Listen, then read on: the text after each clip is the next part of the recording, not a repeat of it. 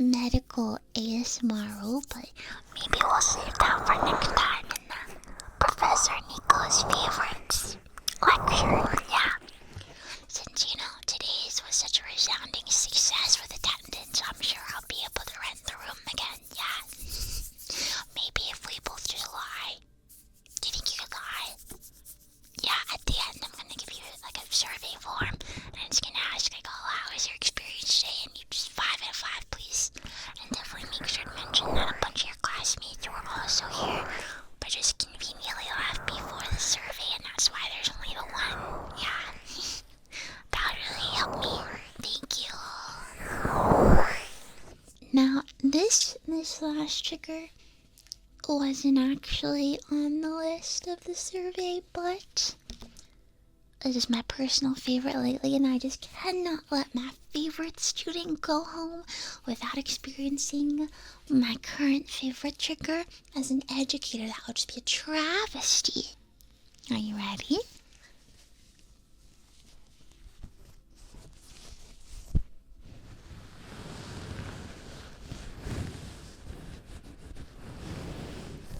Can you guess what it is?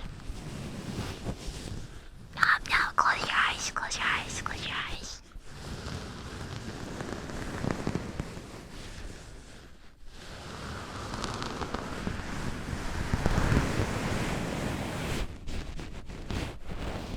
Yes, if you guessed, it is the using a towel and gently rubbing it and also scratching it trigger.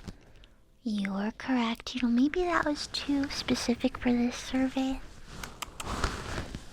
We gotta bot those results next time. We gotta get this in the top 10.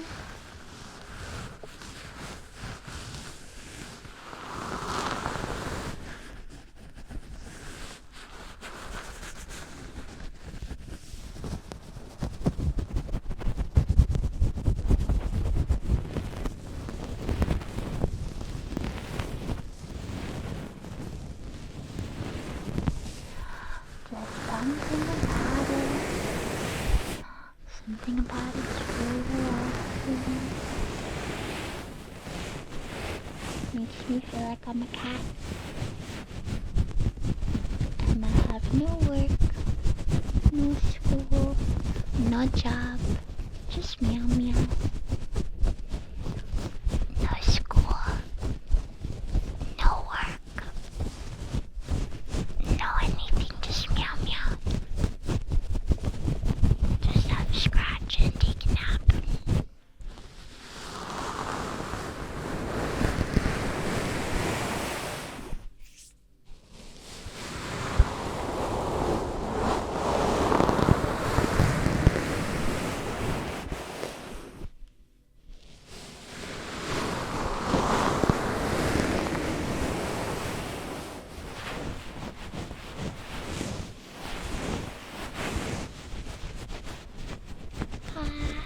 How do you like this one? If you say you don't like it, to each their own, but keep in mind it's my favorite. It's my current favorite.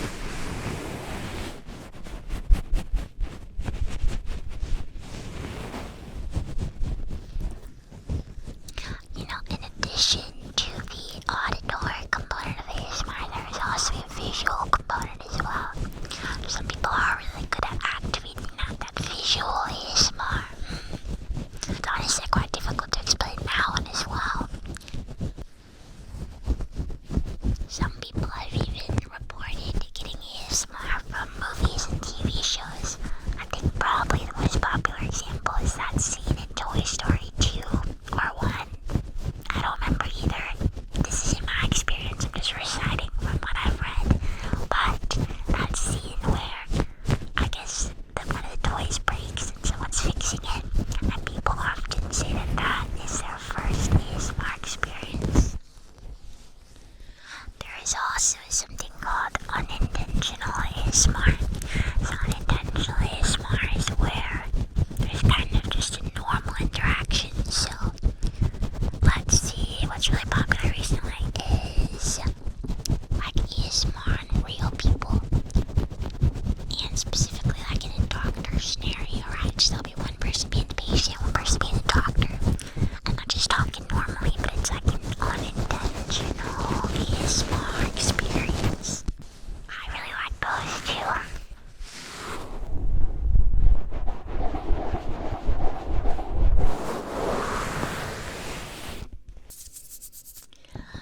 So, what did you think of all the triggers? Did you have a favorite? I really like that one too. I guess if I really had to think hard, there's probably some I don't like. I can't really think of any. Do you have any that you dislike? Everyone's entitled to dislike a few triggers here and there. Unfortunately, I only reserved this lecture room for 30 minutes. We seem to be a little over actually. So thank you again so much for coming. Please go home safe, okay? Make sure to complete your regular coursework on top of the optional ASMR essay. Bye bye.